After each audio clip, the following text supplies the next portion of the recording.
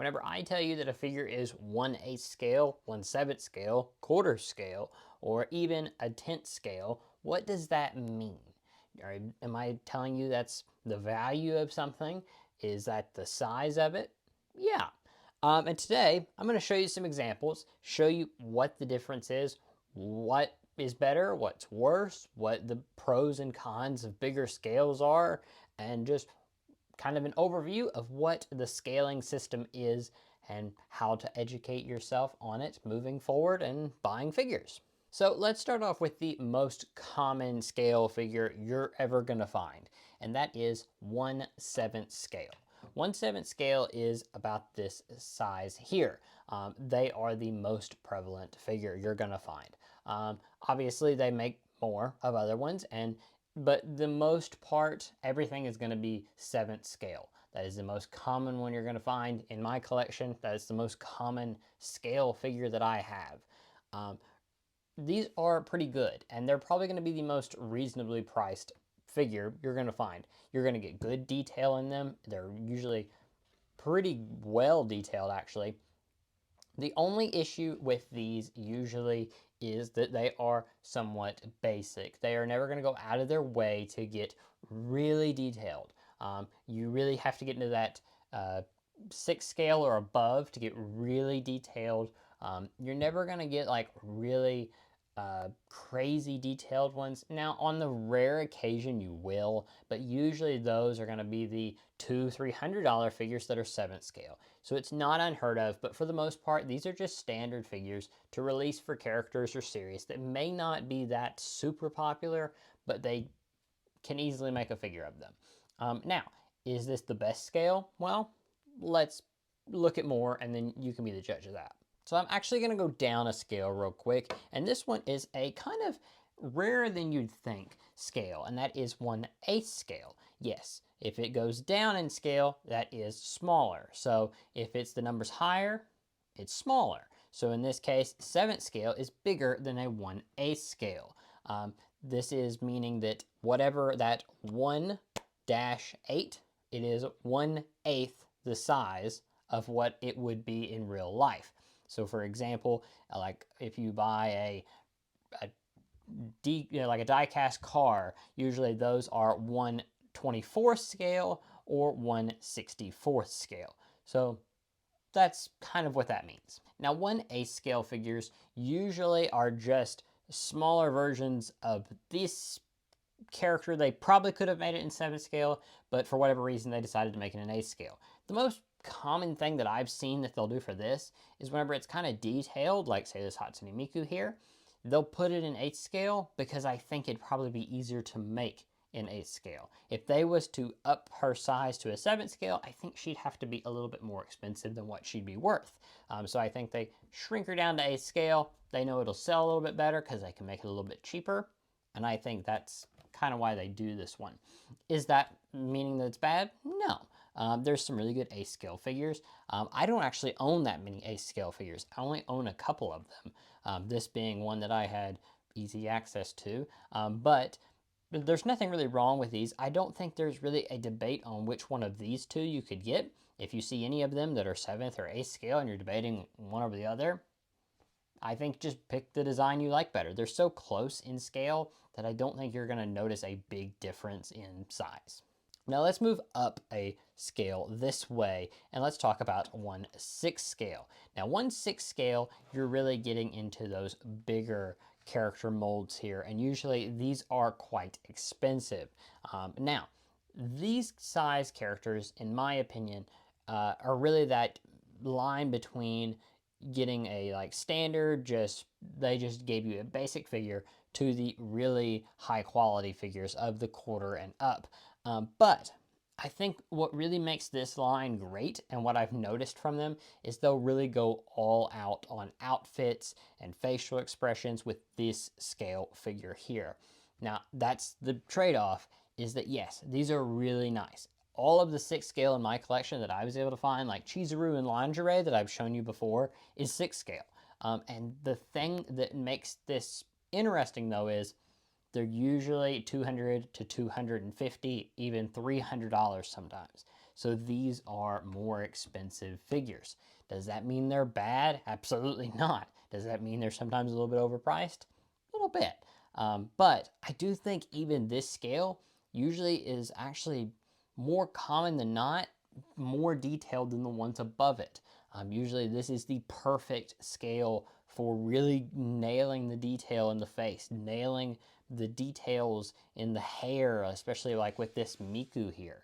I just think if I was to buy a figure that I really wanted a good quality figure, usually 6 scale, you're not going to be disappointed. They're usually the best of the best. But that doesn't mean that smaller scales can't be good as well. Let's look at a 10th scale figure.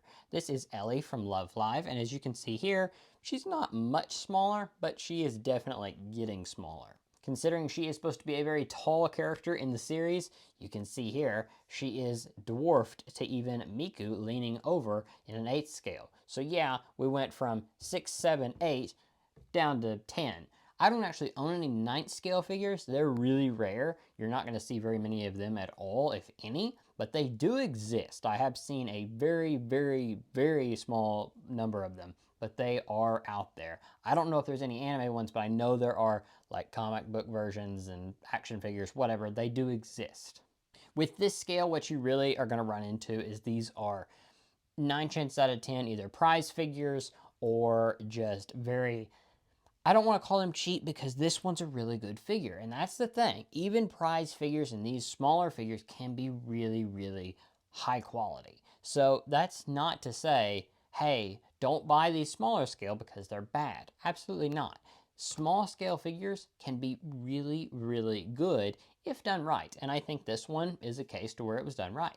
Now, while this one might be in that 250 range, this one probably the 175, this one maybe the 120, you're going to find these for maybe 60, if not even lower. I think this one retailed for about 40, so you're not going to be paying that much.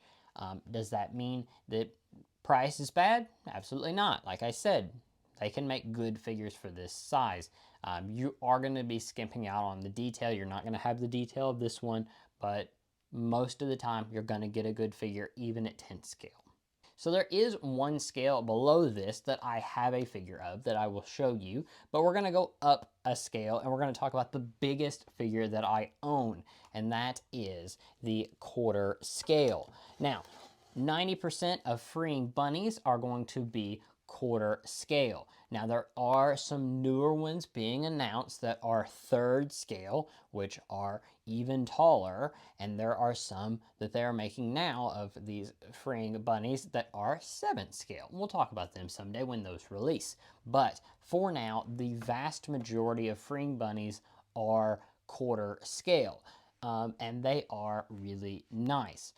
This is the scale, and this is going to sound really bad, but this is the scale to where you're really going to see detail in the face, into the detail in like the skin, and you know, if it's a really tight outfit like these bunnies are, you're going to notice those details.